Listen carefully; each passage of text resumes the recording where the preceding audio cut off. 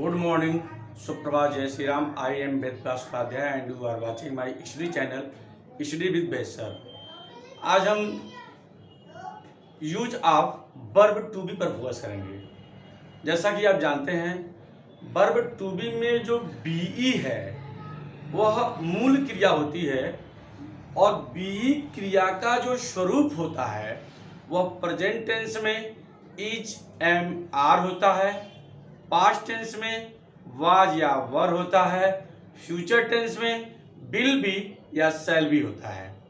ध्यान रखें, मूल क्रिया बी होती है और प्रेजेंट टेंस में बी का स्वरूप इज एम आर होता है, पास्ट टेंस में बी का स्वरूप वाज या वर होता है, फ्यूचर टेंस में बी का स्वरूप विल बी या शैल बी होता है। तो प्रेजेंट टेंस में, पास्ट टेंस में, फ्यूचर टेंस में, तीनों टेंस में इसका अलग अलग प्रयोग हम पढ़ेंगे। स्पेशली आज use of is am are पर हम फोकस करेंगे प्रेजेंट टेंस में। मैं आपको बता दूं, प्रेजेंट टेंस में इज एम आर का प्रयोग होता है। इज का अर्थ है या होता है, आर का अर्थ हैं, हो, होते हैं, होता है, एम का अर्थ हूं होता है। हिंदी में इज का अर्थ है, होता है, आर का अर्थ हैं, हो, होते हैं, होता है, एम का अर्थ हूं होता है। ये ध्यान रखेंगे। इज एम आर का अर्थ, इज का अर्थ है, होता है, आर का अर्थ हैं, हो, होते हैं, एम का अर्थ हूं होता है। रूल समझ लीजिए। ही, सी, इट और एक वचनकर्ता के साथ सहायक क्रिया हम इज लगाते हैं। ही, सी, इट कोई भी नाम आ जाए, सिंगुलर नंबर कर्ता के साथ हम इज लगाते हैं। यू, वी, दे और प्लूरल नंबर कर्ता के साथ हम आर लगाते हैं। आई के साथ हम एम लगाते हैं। इसको आप ध्यान रखेंगे। ही, सी, इट और सिंगुलर नंबर कर्ता के साथ इज लगाते हैं। यू, वी, दे और प्लूरल नंबर कर्ता के साथ हम आर लगाते हैं। आई के साथ एम लगाते हैं। ठीक है, इज एम आर का प्रयोग हम आपको पढ़ा रहे हैं। कुछ एग्जाम्पल देख लीजिए। वह कक्षा की सबसे अच्छी लड़की है। आप देख रहे हैं, ही, सी, इट के साथ इज लगना है। वह कक्षा की सबसे अच्छी लड़की है, हो जाएगा she is the best girl of the class. वह कक्षा की सबसे अच्छी लड़की है। She is the best girl of the class. She है, इज लगा। तुम्हारा भाई आलसी है, इसका ट्रांसलेशन हो जाएगा योर ब्रदर इज लेजी।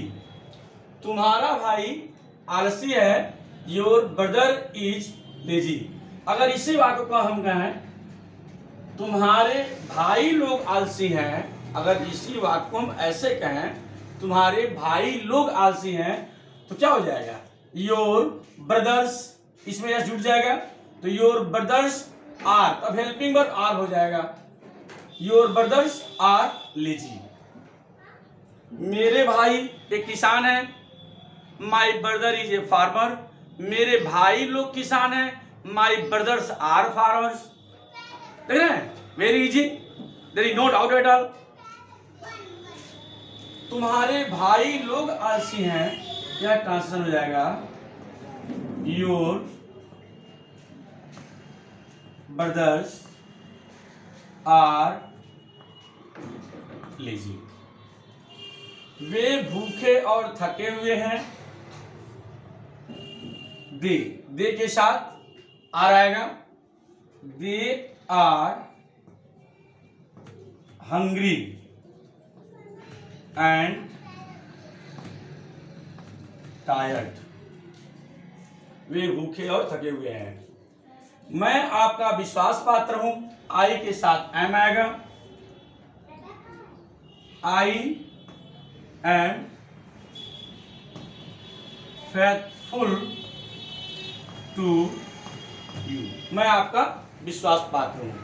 मैं आपका एक दुश्मन हूं, I am an enemy to you, ठीक है ना।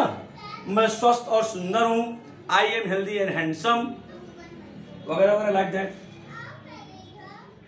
गंगा एक बड़ी नदी है, the Ganga is a big river, Ganga एक बड़ी नदी है, the Ganga is a big river. अब इन वाक्यों का निगेटिव और इंट्रोगेटिव बनाना भी बहुत आसान है। जैसे मान लीजिए हम इसी वाक्य को ले लें, गंगा एक बड़ी नदी है, the Ganga is a big river. Ganga एक बड़ी नदी नहीं है, the Ganga is not a big river. क्या गंगा एक बड़ी नदी है, इज को बाहर कर लेंगे, is the Ganga a big river. क्या गंगा एक बड़ी नदी नहीं है, is the Ganga not a big river. Ganga एक बड़ी नदी क्यों है, why is the Ganga a big river. Ganga एक बड़ी नदी क्यों नहीं है, why is the Ganga not a big river. Very simple. Negative बनाना होगा तो हम helping verb is am are के बाद नॉट लगा देंगे, निगेटिव हो जाएगा। और जब वाक्य के शुरू में क्या आता है तो जो उसका हेल्पिंग वर्ब है इज एम आर, उसको हम बाहर करते हैं तो क्या से शुरू हो जाता है। और जब वाक्य के बीच में प्रश्नसूचक शब्द कब, कहाँ, कैसे, क्यों, क्या आता है तो उसकी अंग्रेजी को हम हेल्पिंग वर्ब से पढ़ लेते हैं। सबसे पहले इंट्रोगेटिव वर्ड, फिर हेल्पिंग वर्ब और फिर सो एंड सो ऑन। यदि वाक्य इंट्रोगेटिव निगेटिव है तो उसमें हम सब्जेक्ट के बाद नॉट लगा देते हैं। Very simple. एक और चीज महत्वपूर्ण है जिस पर मैं फोकस करना चाह रहा हूं, कुछ ऐसे वाक्य होते हैं जिनके अंत में होता है, रहता है, लगता है या लगती है, ऐसे शब्द आते हैं। कुछ ऐसे वाक्य होते हैं जिनके अंत में होता है, रहता है या रहती है, लगता है या लगती है, ये सब आते हैं और उनसे स्वभाव उनका प्रदर्शित होता है। जब वाक्य के अंत में होता है, रहता है, लगता है आए और उस वाक्य से उनका स्वभाव प्रदर्शित हो रहा हो तो ऐसे वाक्यों का अनुवाद भी इज एम आर से ही बनेगा। वह प्रेजेंट इंडिफिनिट में नहीं जाएगा कि वाक्य में ता है, ती है, ते है आ गया तो सिंपल प्रेजेंट है। नो, ऐसी कोई बात नहीं है, ठीक है ना। जब वाक्य अंत में होता है, रहता है, लगता है या लगती है अगर आता है और उन वाक्यों में उनका स्वभाव प्रदर्शित हो रहा हो तो ऐसे वाक्यों का अनुवाद भी इज एम आर से ही बनेगा। जैसे फॉर एग्जाम्पल, दूध उजला होता है, इसका ट्रांसलेशन हो जाएगा मिल्क इज व्हाइट। सूर्य गर्म रहता है, द सन इज हॉट। चीनी मीठी लगती है, शुगर इज स्वीट। नींबू खट्टा होता है, लेमन इज सावर। शिक्षक दयालु होते हैं, शिक्षक दयालु होते हैं, teachers are kind. Singh Bahadur होता है, द लायन इज ब्रेव। ठीक है ना। अब एक चीज और मैं आपको बता दूं कि यहाँ द देख रहे हैं, सिंह बहादुर होता है, द लगा है, शिक्षक दयालु होता है, द नहीं लगा है। ये मटेरियल नाउन है, आप देख रहे हैं मिल्क, तो मिल्क है तो उसमें पहले द नहीं लगा है। तो उस पर थोड़ा सा हल्का सा मैं आपको बता दूं कि इसको जानने के लिए आप हमारे प्लेलिस्ट में चले जाइएगा, वहां पर विधिवत रूल्स ऑफ आर्टिकल को मैंने पढ़ाया है। कहाँ ए लगना है, कहाँ एन लगना है, कहाँ द लगना है, कहाँ नहीं लगना है, सारे चीज को बिल्कुल बहुत ही क्लियरली मैंने पढ़ाया है।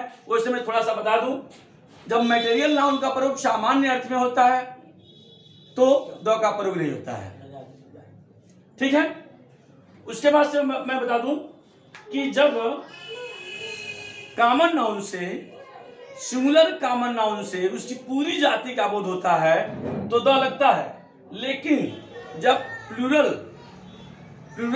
से पूरी जाति का भाव बोध हो तो उसके पहले द नहीं। जैसे शिक्षक दयालु होते हैं, ये देखिए प्लूरल है, इसके पहले द नहीं।